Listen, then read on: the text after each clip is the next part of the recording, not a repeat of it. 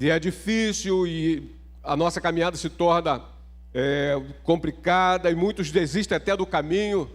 Não importa o ministério, o grau que ele tenha na igreja, é complicado você ir até o fim. Mas será que os anos se passaram e você realmente deveria ter comido, né, e bebido do sangue de Jesus, comido da sua carne, bebido do seu sangue? Porque se você tivesse feito isso, se eu tivesse feito isso, talvez a minha vida fosse uma vida diferente. E Deus começou a falar ao meu coração a respeito disso. Mas por que ele levantou esse sermão que depois aos olhos dos discípulos pareceu tão duro que todos se afastaram? Já começada a multidão, ele estava sendo seguido por uma grande multidão. Ele havia acabado de alimentar cerca de umas 10 mil pessoas, porque, segundo estudiosos, a Bíblia conta o número dos homens, e dava cerca de quase 5 mil homens quando Jesus multiplicou os pães.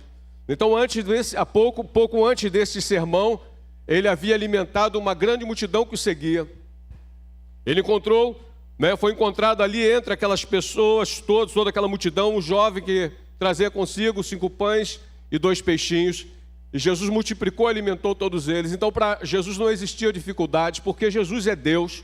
Jesus era Deus e Ele é Deus, e Ele vive, e vive agora mesmo, e Ele está presente aqui. E hoje nós testificamos da sua presença. E dado o momento que estava ali, porque é inesperado para mim, não sei explicar, e não consigo repetir o que eu senti agora há pouco, quando estava sentado ali. Eu não tinha visto o presbítero Alcemir, mas quando o Espírito de Deus visitou ele, eu sabia que era ele. E eu percebi que o Espírito de Deus visitou também o pastor Valdeci ali, visitou alguns irmãos da congregação aqui. Então eu sei que o Espírito de Deus paira nesse lugar, ele está presente aqui. E eu até sei muito bem, eu tenho consciência disso, os irmãos também sabem, que aqueles que já sentiram e sabem quem é o Espírito Santo de Deus e têm experiência com ele, também podem sentir agora mesmo a sua presença, se você quiser. Se você quiser, ele te visita agora mesmo, porque ele é Deus. A questão não é quem você é, o que você fez, mas o que ele pode fazer, porque a visão de Deus não é humana. Ele vê no final, e ele sabe aqueles que vão habitar com ele na eternidade. Ele conhece tudo isso, mas no momento nós somos provados, nós somos testados, porque tudo será em função da nossa consciência, porque ela tanto pode nos trazer a salvação, como pode nos condenar. A questão é a consciência, porque diferente dos outros todos, dos deuses, das religiões e seitas, nós estamos diante de um Senhor que se apresenta a nós sem nos violentar em momento algum. Ele mostra a sua graça, ele diz que ele está até na natureza. Se você olhar para si mesmo, para as pessoas que estão à sua volta, tudo que acontece no ar, a atmosfera, é sol, é vento, esse Deus que nós servimos, ele está em tudo isso. E ele é aquele Deus maravilhoso que estava ali em Atenas, numa cidade cheia lá na Grécia, cheia de ídolos. Paulo ali presente, ele começou a contemplar tudo aquilo, religiosidade para todo lado, que não vai resolver coisa alguma, nem para mim, nem para você ser religioso. Mas ao contemplar tudo aquilo ali, aqueles homens eram tão inteligentes e inspirados por Deus também, que eles fizeram um altar separado ao Deus desconhecido. Não havia ali nenhuma oferenda e nenhuma imagem ali, só escrito em cima, ao Deus desconhecido. E Paulo começou a falar a respeito desse Deus desconhecido, que já se manifestou a nós por intermédio do seu Filho Jesus Cristo. E ali na cruz do Calvário nós encontramos todas as nossas respostas e também soluções para os nossos problemas, porque os nossos problemas se tornam espirituais quando a nossa vida se torna uma vida espiritual. Porque eu também tenho certeza que os problemas de ordem material, eles não serão todos resolvidos. Nós vamos batalhar, nós vamos guerrear com eles, tentar resolver e ter todas as respostas. Mas o sentido físico e material nós não teremos, e vai chegar o dia em que nós não poderemos fazer absolutamente nada a respeito dos nossos problemas de ordem material. Mas de ordem espiritual já está tudo resolvido, porque nós fomos resgatados por Ele na cruz do Calvário. Ele disse que o nosso nome está escrito no livro da vida. Ele já fez conosco uma aliança. Ele nos ama, nós estamos na palma de suas mãos. Ainda que as tempestades sejam muito fortes, ainda que o fogo se levante contra nós, como aconteceu dos servos do Senhor do passado, eram leões, eram prisões, eram fornalhas, mas não podiam pará-lo, não podiam parar os servos de Deus, porque o Senhor está à frente. E eu tenho certeza, meu irmão, que você, como é de Deus, o Senhor está à sua frente também. vai haver dificuldades, obstáculos terríveis, mas o Senhor já comprou a sua alma, e você reconheceu isso quando você se arrependeu do seu pecado e entregou sua vida a Ele. Onde há arrependimento, há remissão de pecado, e nós fomos justificados por Ele na cruz, e ninguém pode mudar isso. Quem tocará no escolhido de Deus, se foi Ele quem o justificou, o Senhor pode justificar. Louvado seja Deus, e Ele justifica pela sua morte e ressurreição, pelo seu sangue, pela manifestação do seu Espírito, que fala conosco até hoje, fala para nós nos dias de hoje. E Jesus havia, acredito, que se decepcionado muito com toda aquela multidão. Ele estava decepcionado, até com seus discípulos, porque Ele havia mostrado o seu poder, a sua graça, o sobrenatural que só um Deus pode fazer, ao alimentar uma multidão tão grande. E depois ainda tem uma sobra tão grande de peixes e pães, que lhe gestaram 12 cestos. Então Ele tem o poder de multiplicar tudo em nossa vida. No devido tempo Ele poderá fazer isso se Ele quiser, porque Ele também é Deus. Eu não posso colocá-los contra a parede em momento algum, mas eu sei que não existe dificuldades para Ele. Não há dificuldades, e Ele provou tudo isso. E em dado momento Ele começou a dizer para essa multidão o seguinte: vós têm vindo até mim, me têm buscado pelos milagres que têm sido realizados, pelas curas, por ressurreição, por visão a cegos, por levantar os coxos, por multiplicar pães, e vós tendes vindo até mim justamente por essas obras que eu tenho feito. Mas eu quero dizer que aquele que não comer da minha carne, aquele que não beber do meu sangue, não terá vida em si mesmo, porque Ele se manifesta em nós. Essa é a diferença desse Deus tão tremendo que é Cristo, desse Evangelho, dessa palavra que é tão viva, porque Ele disse: o Espírito é o que vivifica, a carne para nada presta, para nada tem aproveito. As palavras que eu vos disse são Espírito e vida. Quando eu estava lendo sobre esse texto, eu tentei separar essa questão da carne e do Espírito, mas ao mesmo tempo, quando Ele nos visita, quando Ele entra em nós, nos torna espirituais. A unção dEle vem e se manifesta em nós e faz o nosso corpo, o nosso ser interior, um ser espiritual. Eu pude perceber isso, por isso que realmente há unção na vida do cristão.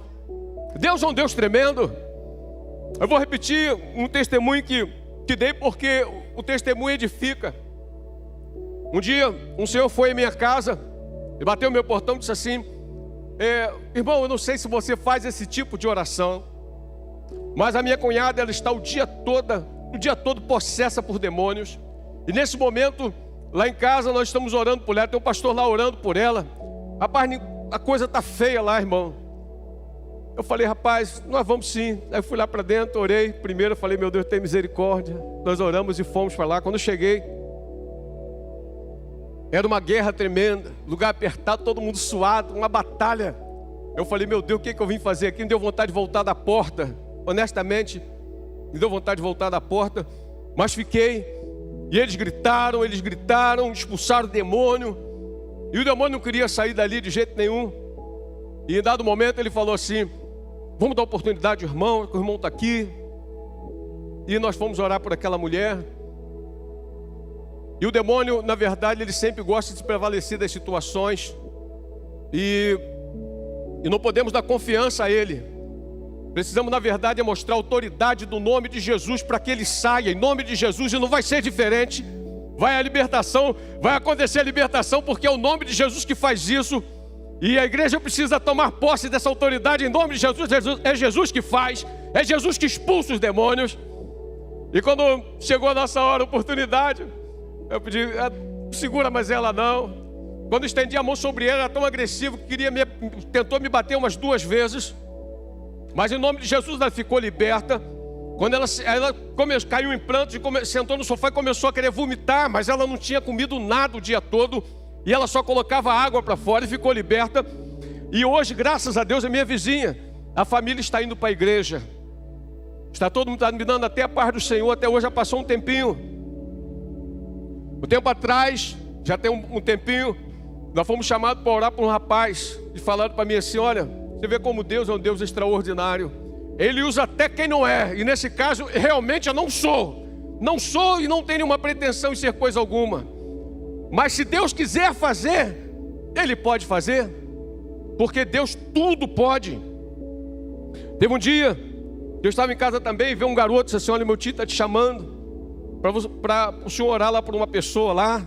E eu voltei, entrei para dentro de casa, estava trabalhando naquele momento, parei tudo e fomos orar. E quando nós fomos chegando lá, falaram para mim que ele havia quebrado o tijolo na cabeça e havia comido vidro e tudo. O cara estava doido. Quando eu cheguei no local, estavam tirando ele de dentro de um valão.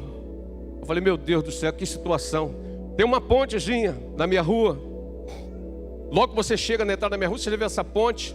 Então da ponte para os fundos da casa em que eles estavam, dá para ver tudo. Eu cheguei na ponte, ele estava dentro do valão, estavam tirando ele. Aí eu fui, me levaram até a casa, entrei por dentro da casa, fui até o local onde ele estava. Quando ele saiu, manifestado demônio, irmãos, eu me senti como se estivesse dentro da minha igreja. Sabe o que é isso? Eu não tive medo nem dúvida. Repreendemos o demônio em nome de Jesus, e ele ficou liberto. E ele ficou liberto, o demônio saiu dele. Então o nosso Deus, Ele pode tudo, irmãos. Tudo Ele pode. E nós podemos glorificá-lo e adorá-lo, porque Ele é Deus, Ele não muda. E tivemos essas experiências com o Senhor. Então o que a igreja na verdade precisa, e o que Jesus pregou para nós e continua pregando nos dias de hoje, e essa noite, é que possamos entender esse mistério. Porque se você comer da carne dele, Ele é o Cordeiro que tira o pecado do mundo, Ele é santo, isso santifica a sua carne, a sua vida espiritual. Aquela malícia, aquela maldade, aquele ódio, aquela perversidade, aquele espírito vingativo que muitas vezes se manifesta na vida do crente, aquele espírito violento, de briga, de guerra, aquilo cai por terra, meu irmão, porque o sangue de Jesus te cura de tudo isso. Tira a maldade. Se você tinha uma arma dentro de casa, se você gosta de matar, se você quer matar, meu irmão, essa malícia cai por terra se você comer da carne do Filho de Deus. E se você beber do seu sangue, você também é lavado, porque o sangue de Cristo nos purifica de todo pecado. Esse é o grande mistério. E aí muitos de nós continuamos na igreja anos e anos após anos, e aí você ouve escândalos terríveis. Mas eu tenho certeza de uma coisa: se você beber do sangue de Cristo, você é purificado. Sabe por quê? Você tem vida. Agora a vida dele habita em você, irmão. Você já sai da igreja adorando. No momento que você pensar nele, você glorifica. Se você está no trabalho, você tem razão para glorificar. É por isso que Jesus visita a igreja. É por isso que o Senhor ele pode te visitar em qualquer lugar. A bondade, né? O amor, que é o fruto do Espírito, ele flui em você. Lá em Gálatas, no capítulo 22, ou melhor, Gálatas 5:22, fala sobre os frutos do Espírito.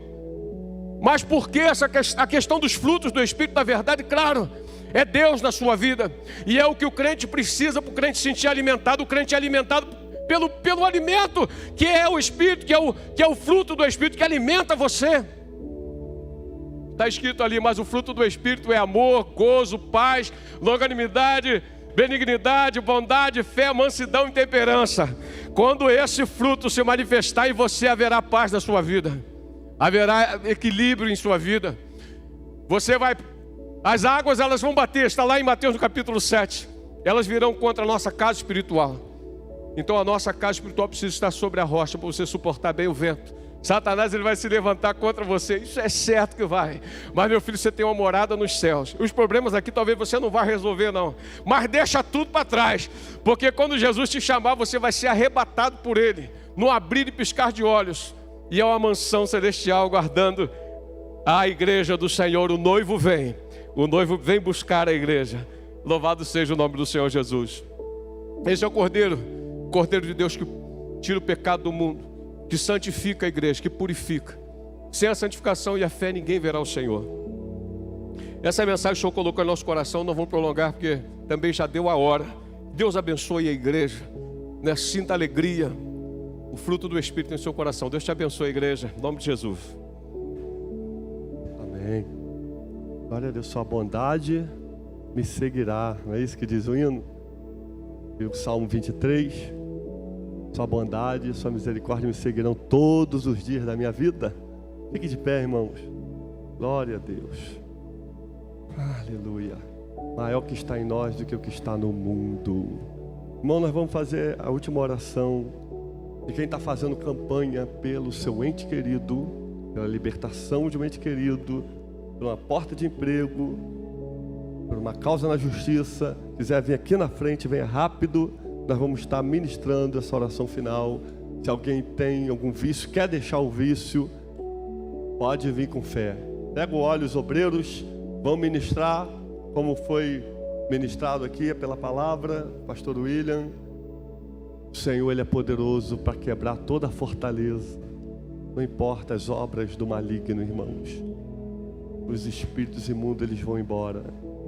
E a vida fica liberta. E você pode representar um ente querido. Tem uma vizinha que mora aqui perto. Ela estava tão atribulada com o filho dela altamente oprimido. E um dia nós oramos por ela, falamos: senhora,